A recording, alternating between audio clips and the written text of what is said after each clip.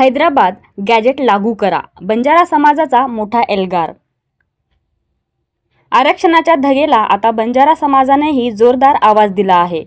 हैदराबाद गॅजेटप्रमाणे आम्ही आदिवासी होतो, तेच गॅजेट जर राज्यातील इतर समाजांना लागू होत असेल तर तेच आम्हालाही लागू करण्यात यावे अशी मागणी करत बंजारा समाज आता आंदोलनात उतरण्याच्या तयारीत आहे।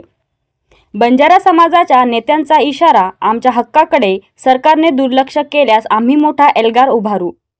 मराठवाड्यातील नांदेड, हिंगोली, परभणी, यवतमाळ, लातूर जिल्ह्यांमध्ये या आंदोलनाची ठिणगी पेटण्याची चिन्ह दिसत आहे।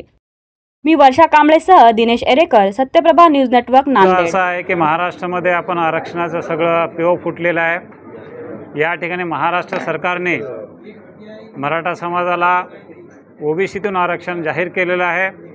त्याचा आधार म्हणून या ठिकाणी हैदराबाद गॅजेट हे लागू करण्यात आलेलं आहे, असं GR सरकारने काढलेलं आहे आणि त्या माध्यमातून जवळपास 58 लाख नोंदी या ठिकाणी त्यांना प्रमाणपत्र देण्यात येत आहेत।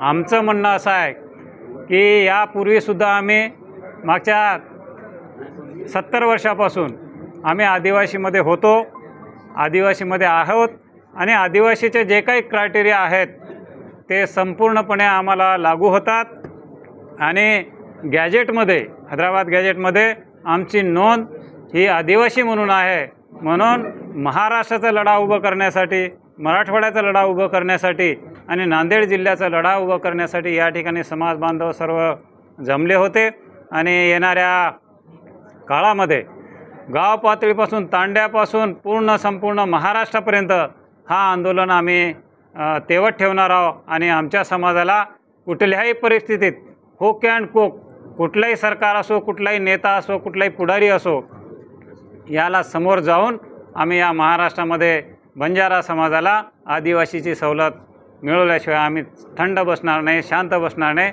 असं शपथ या ठिकाणी सर्वांनी सेवालाल महाराजाच्या आशीर्वादाने घेतलेली आहे।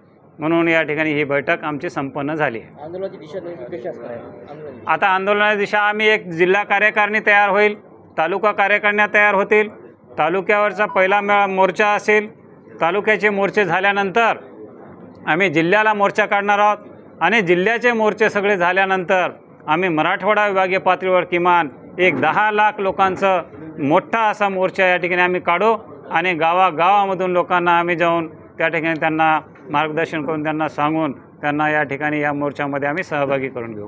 आज गोर बंजारा समाजाची एक पंचायत बसली होती, म्हणजे बैठक होती आणि बैठकीचा आमच्यामध्ये एक नायक असतो, नायक सुनील राठोड साहेब हे आमचे नायक होते आजच्या बैठकीचे। आणि या बैठकीचं असं ठरलेलं आहे की आम्ही 1960 पूर्वी, महाराष्ट्राची निर्मिती होण्यापूर्वी आम्ही हैदराबाद संस्थानात होतो आणि त्यावेळी जेव्हा ब्रिटिश सरकार आणि हैदराबाद गॅजेट त्यांनी जेव्हा जनगणना केली त्यावेळेस आम्ही त्या जनगणनेमध्ये, त्या सेन्ससमध्ये आम्ही ट्राईब होतो, म्हणजेच आम्ही ST होतो। आणि जेव्हा 17 सप्टेंबर मराठवाडा मुक्तीसंग्राम झाला त्यावेळेस आम्हाला महाराष्ट्रामध्ये विलीन करण्यात आलं, महाराष्ट्रामध्ये आम्ही गोर बंजारा समाजाला घेण्यात आलं। पण तेव्हापासून आम्हाला STची सवलत मिळत नाही, STचं आरक्षण मिळत नाही।